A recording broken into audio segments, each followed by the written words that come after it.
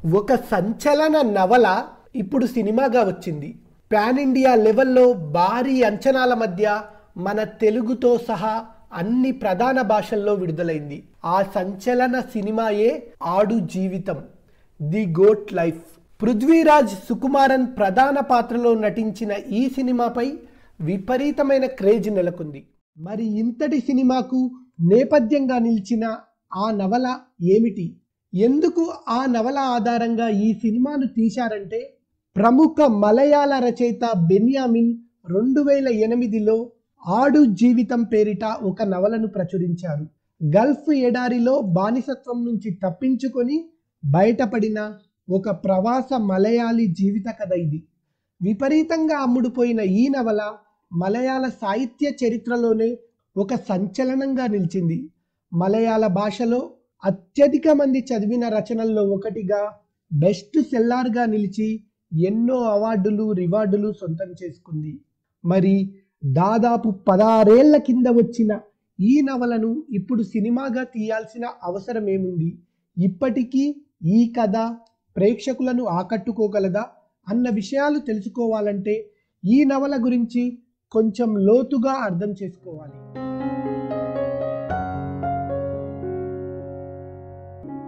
ఆడు జీవితం నవల వాస్తవానికి కేరళలోని అలప్పుజా జిల్లాకు చెందిన నజీబ్ మహమ్మద్ అనే వ్యక్తి రియల్ లైఫ్ స్టోరీ. 1990వ దశకంలో అతను అక్షరాల 3 సంవత్సరాల 4 నెలల 9 రోజుల పాటు సౌదీ అరేబియా ఎడారిలో గొర్రెల కాపరిగా బానిస జీవితాన్ని అనుభవించాడు. గల్ఫ్ మహా ఎడారిలో అత్యంత కఠినమైన వాతావరణ పరిస్థితుల్లో అనేక కష్టాలు పడ్డాడు. చివరకు ఎలాగోలా తప్పించుకొని సొంత దేశానికి తిరిగి వచ్చాడు. అతని కథే ఆడు జీవితం, తెలుగులో చెప్పాలంటే గొర్రె బతుకు.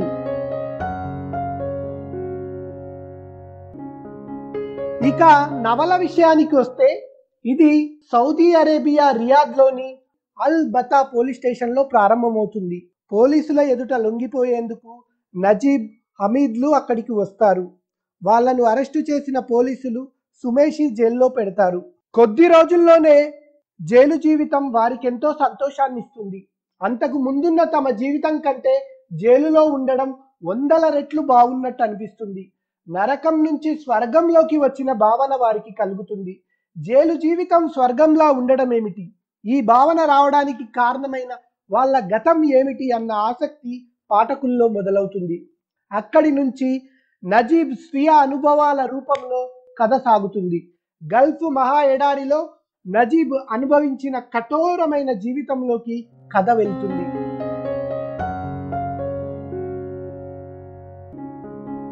కేరళకు చెందిన నజీబ్ ఒక మామూలు మధ్యతరగతి మనిషి.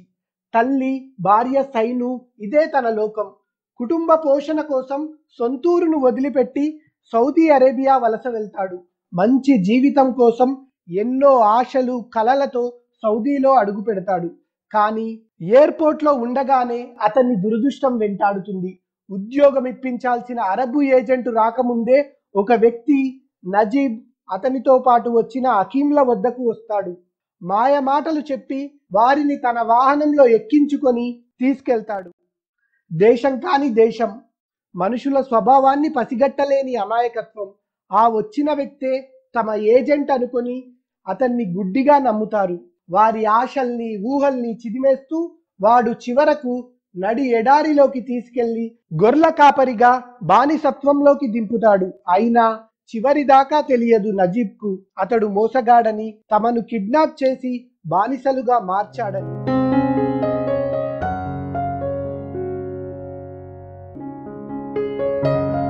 నజీబ్ దైవ విశ్వాసం గల వ్యక్తి. అల్లా ఆశీర్వాదం వల్లే తనకు గల్ఫ్కు వెళ్లే అవకాశం లభించిందని వేల ఆశలతో, ఎంతో సంతోషంతో పరాయి గడ్డ మీద అడుగు పెడతాడు. కానీ ఇలా ఎడారిలో గొర్రెల మధ్య ఒక గొర్రెల ఎలాంటి భావోద్వేగాలు, ఆలోచనలు లేకుండా మిగిలిపోవడం అతన్ని తీవ్రంగా బాధిస్తుంది. ఇంతలో అతనికి ఓ అగంతకుడు తారసపడతాడు. అతని పరమ వికారమైన రూపాన్ని చూసి నజీబ్ జడుసుకుంటాడు. ఎడారి రాక్షసుడిలా కనిపిస్తున్న అతన్ని చూసి దిగ్భ్రాంతి చెందుతాడు.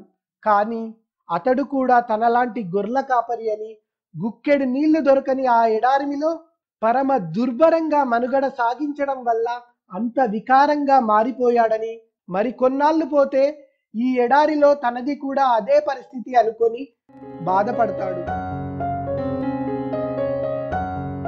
ఈ కఠోరమైన జీవితంలో మగ్గిపోవడం తప్ప మరో మార్గం లేదని తెలుసుకోవడానికి నజీబ్కు ఎంతో కాలం పట్టదు.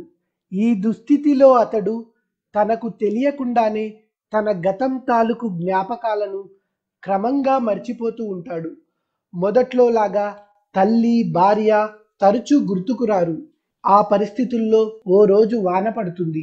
ఎన్నో రోజుల తర్వాత వాన నీళ్లు ఒంటిని తాకడంతో అతడు ఒక్కసారిగా జలధరించిపోతాడు. తన గతం తాలూకు జ్ఞాపకాలతో ఉక్కిరి బిక్కిరి అవుతాడు. నదీ ఒడ్డున నీళ్ల మధ్య బతికిన తన గతం, నీళ్లతో తనకున్న అనుబంధం, తన జ్ఞాపకాలు అన్నీ గుర్తుకు వస్తాయి. దుఃఖం కమ్ముకు వస్తుంది. కనీసం గొంతు తడుపుకోవడానికి సరిగ్గా నీళ్లు లేని ఎడారిలో ఏ ఆశాపాశాలు లేకుండా మగ్గిపోతున్న అతనిలో గతం తాలూకు జ్ఞాపకాలతో పాటు దుఃఖం అలలు అలలుగా తన్నుకు వస్తుంది. ఆ బలమైన దృశ్యం పాఠకుల హృదయంలో నాటుకుపోయేలా రచయిత చిత్రిస్తాడు. ఈ నవలలో మరో ముఖ్యమైన విషయం నజీబ్కు ఎడారిలో అతను కాస్తున్న గొర్రెలకు మధ్య ఉన్న అనుబంధం. ఓ రోజు తన తోటి గొర్రెల కాపరి తప్పించుకొని పారిపోతాడు. దీంతో నజీబ్ మీద అరబ్బు దొర పీడన మరీ ఎక్కువ అవుతుంది.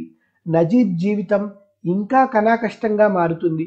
ఈ పరిస్థితుల్లో ఆ అమాయక మూగజీవాల సాంగత్యంలోనే అతను స్వాంతన వెతుక్కుంటాడు. తాను పెంచుతున్న మూగజీవాలనే స్నేహితులుగా భావించి వాటికి పేర్లు పెట్టుకొని మురిసిపోతాడు. ఈ సమయంలోనే ఓ గొర్రె ప్రసవిస్తుంది. తను ఇంటి నుంచి వచ్చేటప్పుడు తన భార్య గర్భవతిగా ఉన్న విషయం నజీబ్కు గుర్తుకొస్తుంది. ఆ గొర్రెకు మగపిల్ల పుట్టడం మంచి శకునంగా భావిస్తాడు. తన భార్యకు కూడా కొడుకే పుట్టి ఉంటాడని సంతోషపడతాడు. అంతటి నిస్సహాయ పరిస్థితిలో ఆ ఆలోచన ఒక ఊరటై అతని హృదయాన్ని ఓదారుస్తుంది. ఇంతలోనే ఆ అరబు దొర గొర్రెలకు కాస్ట్రేషన్ చేయడానికి పూనుకోవడంతో నజీబ్ తీవ్ర విచారంలో మునిగిపోతాడు. మనిషి ఎందుకింత క్రూరంగా మారిపోతున్నాడని బాధపడతాడు. భూమి మీద మనుషులే మిగలని పరమ క్రూరమైన పరిస్థితులు వచ్చాయని, ప్రపంచమంతా కుట్రలతో నిండిపోయిందని దుఃఖపడతాడు. జీవితం మీద ఆశ సన్నగిల్లుతుంది, బాధ కమ్ముకుంటుంది. తన చుట్టూ ఉన్న పరిస్థితులే ప్రపంచం అనుకొని ఆ పరిస్థితుల్లో తలెత్తే భావోద్వేగాల్లో తలమునకలై మనిషి ఎంతగా నలిగిపోతాడో నజీబ్ భావోద్వేగాల రూపంలో రచయిత గొప్పగా చూపుతాడు. తనను తాను మాత్రమే ఊహించుకొని తన అనుభవాలనే సమస్తంగా భావించే మనిషి సహజ ధోరణిని ఇది ప్రతిఫలిస్తుంది. అదే సమయంలో ఎడారి ఒంటరి జీవితంలో తలెత్తే భావోద్వేగాలను ఇది చిత్రిస్తుంది. ఈ క్రమంలో గడుస్తున్న సమయాన్ని కూడా గుర్తించలేనంత యాంత్రికంగా నజీబ్ జీవితం మారిపోతుంది. అతనిలో జీవితం మీద ఆసక్తి సన్నగిల్లుతుంది. దీంతో గొర్రెల కదలికలు, వాటి ప్రవర్తన తప్ప కాలం ఎలా గడిచిపోతుందన్న సోయి కూడా అతనిలో తగ్గిపోతుంది. రోజువారీ రొటీన్ జీవితం వల్ల అతని మానసిక, భౌతిక పరిస్థితి ఎంత దయనీయంగా మారిపోయిందో ఈ చిత్రణ ద్వారా రచయిత చూపుతాడు. క్రమంగా ఆ పరిస్థితుల్లో తాను కూడా గొర్రెల్లో ఒక గొర్రెలా మారిపోయి కేవలం బతకడం తప్ప మరో ఉద్దేశం లేని జీవిలాగా ఎలాంటి ఆలోచనలు, భావోద్వేగాలు లేకుండా గడుపుతుంటాడు. ఆ ఎడారిలోని ఒకే తరహా యాంత్రిక జీవితం వల్ల అతని జ్ఞాపకాలు క్రమంగా దూరమవుతూ ఉంటాయి. ఆ సమయంలోనే ఆ జ్ఞాపకాలను తలుచుకుంటూ పంపడానికి వీలు లేకపోయినా తన భార్య సైనుకు ఒక లేఖ రాస్తాడు. నిజం ఈ లేఖలో లేదు, నా కళ్ళలో ఉంది, కానీ దానిని ఎవరూ చదవలేరు అంటాడు నజీబ్ అందులో. ఇక ఆ బానిస జీవితం నుంచి తప్పించుకొని బయటపడడం నజీబ్ ప్రయాణంలో అత్యంత కీలక దశ. మొదట ఆ ఎడారి నుంచి తప్పించుకోవడానికి కూడా నజీబ్ వెనకాడుతాడు. దారి దిశ లేని ఆ మహా ఎడారిలో పారిపోతూ దారి తప్పితే తన పరిస్థితి మరింత ఘోరంగా మారుతుందని అతను అనుకుంటాడు. తిరిగి ఇంటికి వెళ్ళాలంటే ఇలాంటి పిచ్చి సాహసం చేయకూడదని తనలోని ఆలోచనలను అణిచివేసుకుంటాడు. ఓసారి అదృష్టవశాత్తు నజీబ్కు తప్పించుకొని పారిపోయే అవకాశం వస్తుంది. అందుకు అల్లాకు కృతజ్ఞతలు చెబుతాడు. నజీబ్ తన స్నేహితుడు హకీం, మరో గొర్రెల కాపరి ఇబ్రహీం ఖాద్రీ కలిసి తప్పించుకొని పారిపోవడానికి ప్లాన్ వేస్తారు. ఇక తప్పించుకొని పారిపోయే ముందు చివరిసారిగా తను ఇన్నాళ్ళు ప్రేమగా సాకిన మూగజీవాలకు వీడ్కోలు పలుకుతాడు. వాటితో తనకున్న బంధాన్ని నెమరు వేసుకుంటాడు. నజీబ్లోని మానవీయ కోణాన్ని ఇది చాటుతుంది. బయటి ప్రపంచంతో ఏమాత్రం సంబంధం లేని ఒక మహా అరణ్యం లాంటి ఎడారి జీవితంలోని పరిస్థితులు, ఆహారం, నీళ్ల కోసం పడే కష్టాలు, ఈ సవాళ్ల మధ్య నజీబ్ జీవితం ప్రయాణం అత్యంత నిరాశామయ పరిస్థితుల్లోనూ ఆశ వీడకుండా, ఎదురు దెబ్బలు తగులుతున్నా విశ్వాసం కోల్పోకుండా, అనేక ఆటుపోట్ల మధ్య జీవితేచ్ఛే పరమావధిగా నజీబ్ సాగించే ప్రస్థానాన్ని మానవ మనుగడ సారాంశంగా, జీవన పోరాటంగా, గొప్ప అద్భుత దృశ్యకావ్యంగా, అనేక దృశ్యాల సమాహారంగా ఎంతో అద్భుతంగా రచిస్తాడు బెన్యామిన్.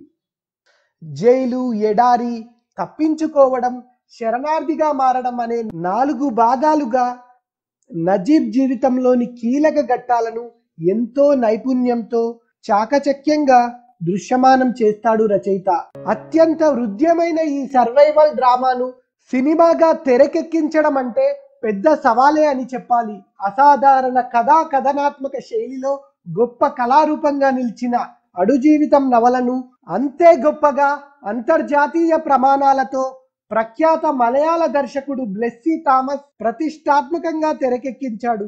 ఈ సినిమాలో నజీబ్ పాత్రలో పృథ్వీరాజ్ చూపిన నటన, ఆ పాత్రలో ఇమిడిపోయేందుకు చూపిన అంకిత భావం, ఆ పాత్రకు తెర మీద జీవం పోసిన తీరుపై సర్వత్రా ప్రశంసలు వ్యక్తమవుతున్నాయి.